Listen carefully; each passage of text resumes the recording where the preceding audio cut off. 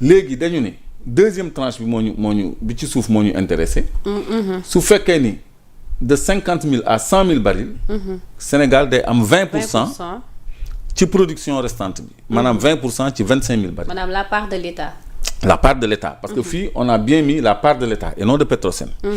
État day am 20%. léegi 20% boobu mooy 5 000 barils. ok ci 25 000 barils. donc 5 000 barils day dolleeku ci 13 500 yële. muy déjà 18 500. comprendre nga. mais la ca des 80% bi la part du contractant boobu Petrosen mu nga ca. léegi ci 80% boobu Petrosen da ciy am 18%. ok mu nekk 3600 barils dama leen ko calculer moo tax ma leen di wax ay chiffres ronds 3600 barils. bu fekk c'est 18 500 yaa ngi ci environ 22 000 barils.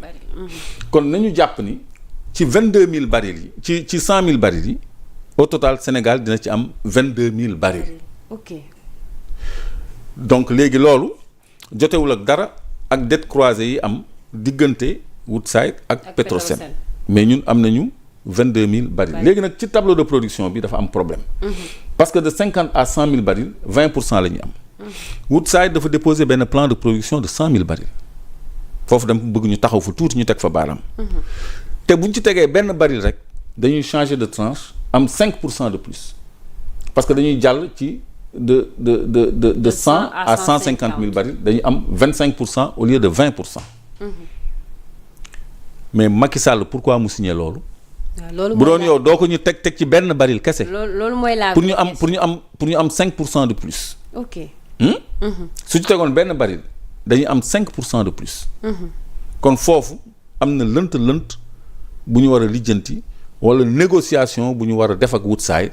pour ñu changer de tranche pour ñu am 25% de la production restante au lieu de 20%. kooku autorité yu bees yi mën nañu ko obtenir facilement parce que du yoon. mais jàppoo ni contrat bi verrouillé nañ ko. verrouillé wuñ ko ñu ngi laajte est-ce que aussi c'est faisable. c'est très faisable c'est faisable.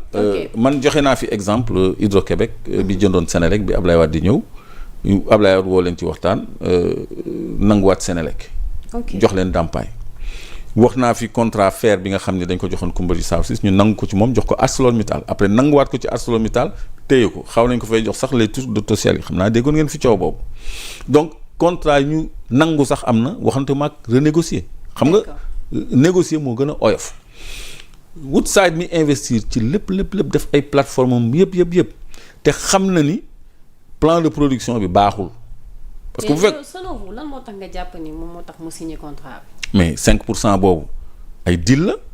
ok parce que Macky Sall du ngaak ci affaire pétrole nañ ma baal wax bi. noonu laa ko mën a waxee. nga jàpp ni dil la moom moo tax mu signé contrat mais un baril boo ko ci yokkee gisoo grille de production bi. xool tableau bi parce que boo yokkee un baril tu gagnes 5%. ok genre on te dépose un plan de production de 100 000 barils le seuil de la tranche nga signé ko non 5% boobu am na ku ko porté nañ ko lijjanti wala ñu delloo ko Sénégal.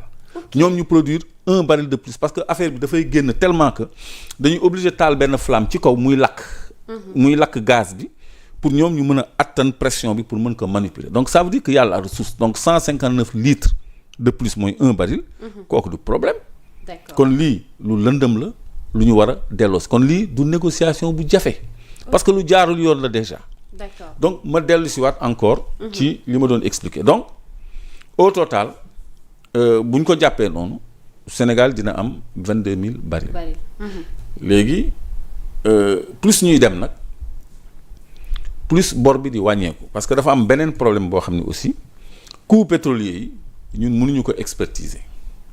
Woodside nee na mu ngi ci diggante 4 millions 900 ak 4 milliards 900 000 dollars ak 5 millions 200 000 dollars léegi nañu jàpp moyenne nu 5 millions de dollars.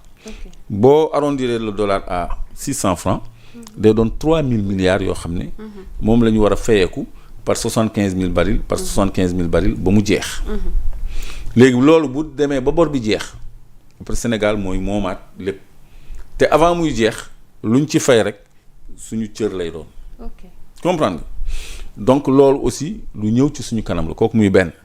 ñaareel bi production bi day yokku dans les mois à venir parce que 100 000 barils bi production de départ kese la bu yokkoo tamit fay bi gën a gaaw parce que mën nañu dem fii ak déwén ba 500 000 barils jour. ok 5 fois plus que li ñuy produire jour. voilà donc loolu mu ngi suñu kanam donc li ñuy am nañ ko xayma ci environ 22 000 barils léegi 22 000 barils nag fi ñuy waxee ni baril bi mu ngi ci $82. ñi bëgg a convertir en xaalis. en xaalis. léegi ñoom nañu xool le cours du baril. ñu calculer ko 22 000 par 82 su yéegee ñu xam ni yéeg na su wàccee ñu xam ni wàcc na moo tax ma ni du ma wax xaalis am na ay experts nag yoo xam ni dañu wax xaalis. mais calcul bi daal nii la dafa xaw compliqué coût pétrolier yi li ñuy remboursé muy 75 000 barils yi. Petrosen ci la bokk. moo ko Woodside ko bokk. fa la Petrosen amee 18%. foofu pour ma leeral su ma la déggee. dafa mel ni 18% yi Petrosen moom. ak société bi aussi. 82% yi. dafa mel ni Petrosen daf ci amaat beneen part. non attends xam nga nit ñi dañuy foog ni 100 000 barils yi. ok la Petrosen am 18%. ok moo tax ma bëgg nga leeral non non foofu. xam nga bu doon loolu du am production restante kon Woodside day jël 82 000 barils Petrosen jël 18 000 barils mu jeex mu simple. kon du am partage de production. kon partage bi loolu rek lay doon. d'accord mais tableau bi ma la woon nii gris boobu. production restante bi la concerné. boobu tam ñoom ñu ngi koy tuddee profit oil. ok donc léegi. profit mooy bénéfice. bénéfice Ok. waaw donc loolu mooy bénéfice bi. parce que léeg-léeg coût de revient lañ ko jàppee. hey waay donc leçon primaire yaa ngi ñëwaat. voilà day ñëwaat léegi 75 000 barils yi ñuy recouvrer au titre du remboursement des coûts pétroliers. ci la ñuy appliquer pourcentage wu 82% ak 18%. d'accord mais bu dee 25 000 barils yi des grille bi ma la woon tableau bi ma la woon boobu la ñuy appliquer boobu mooy tableau de partage de production. d'accord léegi tableau de partage de production bi ci kaw mooy bu fekkee ni c'est à moins de 500 mètres de profondeur. foofu de 75 000 à 100 000 barils dañuy am 30% de la production restante. mais au-delà de 100 000 barils gis nga mu def supérieur à 100 000 barils. dañuy am 40%, c'est-à-dire 10% de plus. waa lii jar na signer plan de production 100 000 barils. nga xam ni au-delà de 100 000 barils tu as 10% de plus. alors sama question bi xam nga gars yi ñu ngi koy André Modou. damay ñëw ci sa question bi parce que foofu xam naa peut-être sénégalais yu bëri du ñu comprendre. waaw foog moi maanaam dina leer de tey. paaru kii bi paaru état bi. 18 entre paaru état ak paaru Petrosen bi peut-être foofu moom lañ comprendrewul xam nga sànq posé naa la question. les 18% ça concerne que Petrosen. N'est-ce pas. alors la part de l'état ñoom loolu moo desee leer ci seen bopp en fait. waaw léegi y compris les 18%. waaw léegi nga xam ne paaru Petrosen la est-ce que paaru état bi ci la bokk. léegi ma simplifier. ok 18% yi nga xam ne moom la Petrosen am. ñu ngi koy jëlee ci 75 000 barils yi ñuy rembourser investissement yi. ok d'accord. parce que foofu moom day am 18%. Woodside am 82%. moom la muy fayeeku 82% lay doon. ok léegi production restante bi maanaam 25 000 barils ya des fa la paaru état nekk. 20% te waroon a nekk 25%. d'accord. parce que en eau profonde le deuxième tableau bi moo ñu concerné parce que deep offshore la. foofu jusqu'à 100 000 barils c'est 20%. au-delà de 100 000 barils jusqu'à 150 000 barils c'est 25%. alors dafay dépendre ci profondeur bi. waaw léegi bu fekkee ni au-delà de 500 mètres de profondeur la. ci la ñuy am 20% mais bu fekkee ni néew na 500 mètres de profondeur. ok 30% la ñu am. bu fekkee ni 100 000 barils la mais bu ëppee 100 000 barils dañu war a am 40%. 40%. waaw donc maanaam courbe bi dafay ascendante. voilà ci profondeur bi. voilà descendante. xam nga gisement dafa am lu ñuy wax deep offshore. offshore profond ak shallow. shallow mooy offshore peu profond. peu profond mooy moins de 500 mètres de profondeur. ok léegi investissement yi dafay wuute selon xóotaay bi lu mu gën a xóot.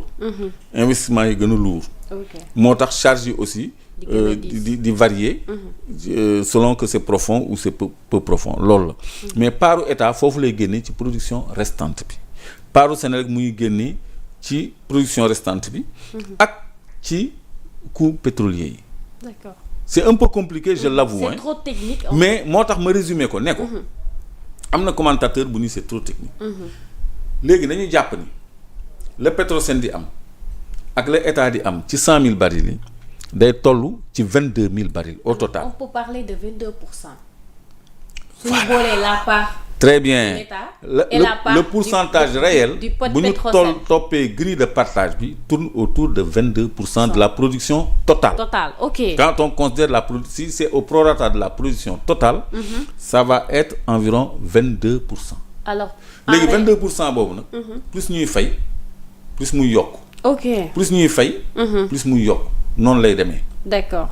Parce que dañuy fay bor. léegi nag foofu. Sénégal naka la ko 5 milliards de dollars mën a jaaxale 5 milliards de dollars mooy 3000 milliards. xam nga 2018 Amadou Ba ak équipe bu gouvernement bi demoon nañ fii au groupe consultatif de Paris. Ok. lépp fa 7347 milliards 7347 milliards yoo xam ne ñoom dañ ko doon bàkkoo. parce que dañuy woon ñoom 3000 milliards la ñu demoon lebi. far ñu am 347 milliards. léegi nag mën nga loolu mën nga def 1 milliard 300 mille ci terre mën nga def 400 mille ci BRT mën nga def ay centaines de milliards laay wax de maa ngi naan mille mën nga def 1200 milliards ci BRT. ci terre. mën nga def 300 milliards 400 milliards ci BRT. mën nga def ay centaines de milliards ci ay stades ci ay arènes ci ay yeneen infrastructure mais war nga mën a bu dee da ngay leb rek war nga mën a fay coût pétrolier yi ne serait-ce que la moitié maanaam 1500 milliards yi nga am au moins 50% loolu état du Sénégal mën na ko gouvernement Bassirou Diomaye ak Ousmane Sonko mën nañu lijjanti 1500 milliards yu ñuy jox wut saayit xobet nga xam ni on a de droit la moitié des coûts pétroliers maanaam 75 000 barils yooyu. fa laa doon jëm si parce que. genn wàll gi day féeteeg ñun ñu am une production majoritaire ñu xool ni ñuy def. parce que foofu laa doon jëm ci renégociation yi nga xamante ni peut-être ñu ngi koy wax. tey si toutefois ñu renégocier tombé wuñu d'accord mun na andil handicap par rapport ak contrat yi ñu signé woon. non mënuñu ñàkk tombé d'accord de ci renégocier. ok parce que dafa am lu ci jaaru yoon xam nga plan de production bi baaxul. ok 100 000 barils Macky waru ko woon signé xam nga détail yooyu. man rek maa am jotu lijjanti ko. te 2021 ba 2024 Macky Sall daf ñu xeexloo. talluñu woon yii parce que yii boo ci doon wax duñu la sax déglu. léegi nag comme premier baril génn na dafa war a leer ci nit ñi ni plan de production bi ci boppam sax benn 5% mu ngi fay lang. paaru Petrosen benn 2% mu ngi fay lang parce que suñu texte am nañ benn 7% yoo ñu war a lijjanti 7% yoo xamante ni war nañ lijjanti fa la dugg. voilà parce que code pétrolier dafa ni am nañu droit jënd 10% d'actifs supplémentaires pourquoi ñu jënd 8 il faut qu'on nous l'explique. D'accord. Pourquoi jëluñu li ñu code bi may te ñu xeeb ko lool mais pourquoi demuñu ba ci sëy bi. donc loolu c'est des choses qu'il faut éclaircir mais Sénégal mën na am nag njëriñ ci pétrole am bi malgré que lim ci am dafa tuuti xeeb nañ ko mais bu fekkee ni mën nañ ko raffiner am ci gasoil ak essence bi ma doon jooy yokkoom. am na ñu poser question bi ñu nekk pétrole brut bi la ci Sénégalais yi mën a bénéficier. voilà pétrole brut bi Sénégal mën na ci bénéficier bu baax a baax parce que am na benn élément bu ma fàttee jox régie sax. dafa am nu mu tuddati article 54. ci code pétrolier bi bu naan su fekkee ni dañu produire pétrole contractant bi maanaam Woodside. yoon daf ko sas mu jox Sénégal li mu soxla pour consommation interne am d'abord. maanaam local bi. la ca des mu doog koo jaay bitim réew. d'accord. kon tey jii ñun lépp lu ñu soxla ci nu mu tuddati pétrole ak gaz. laata ñu koy jaay feneen walla keneen dañuy xool lan moo ci besoin wu Sénégal ba pare. ñu doog a exporter li ci des. loolu la ñuy wax ñoom DSO. anglais bi tam ñëwaat na. domestic supply offer. mooy satisfaction des besoins intérieurs voilà.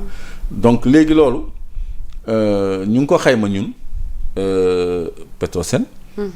ak autorités yi ñu ngi ko xayma ci 20 000 barils. ok léegi 20 000 barils yooyu loolu Woodside da koy jox SAR. léegi SAR raffiné ko parce que capacité de raffinage am nu mu tuddati bu SAR. dafa toll ci 20 000 barils jour lañ ko natt kon chaque jour war nañu téq ci 75 000 barils yooyu. 20 000 yoo xam ne dañ koy jox SAR. ok xam nga mu ngi commencé bëgg a neex. mais dañ ko koy jaay mais njaay mi tamit day am xéwal parce que dañ ko koy lebal 2 mois loolu la texte yi wax. ok ça veut dire que SAR mën na raffiner pétrole am.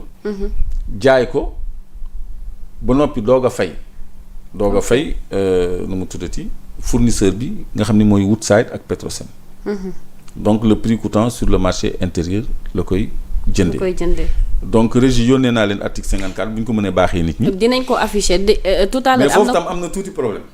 ok dama bëgg nga tontu ci question bi. après nga ñëwaat foofu. parce que nee na la part du Sénégal sur le pétrole sera versée en francs CFA ou en dollars.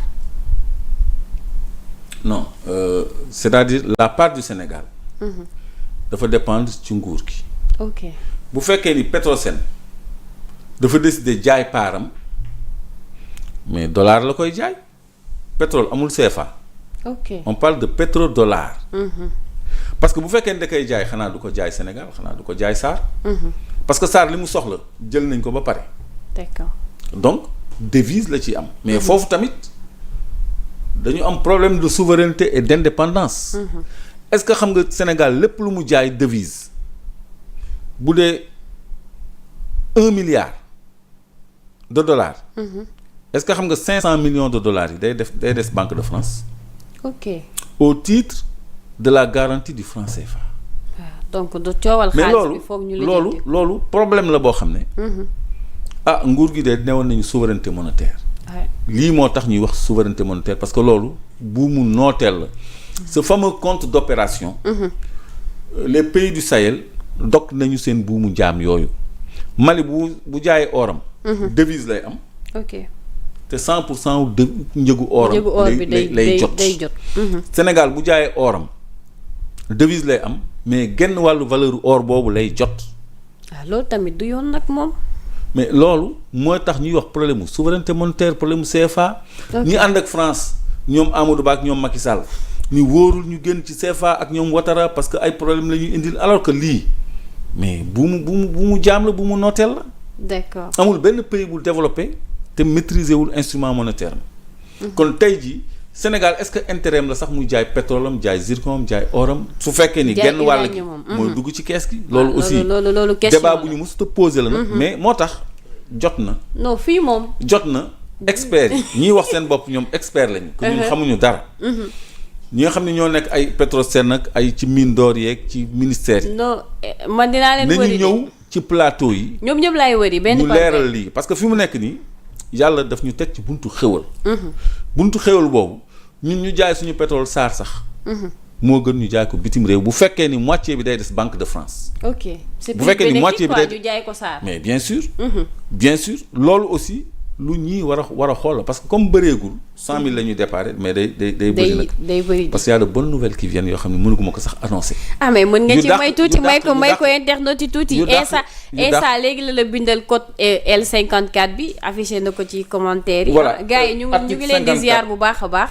na ma ko kii def naa régie wane woon na ko. si kii affiché na ko léegi. voilà donc nee na tout titulaire d'une autorisation de prospection. ou de contrat de pétrolier.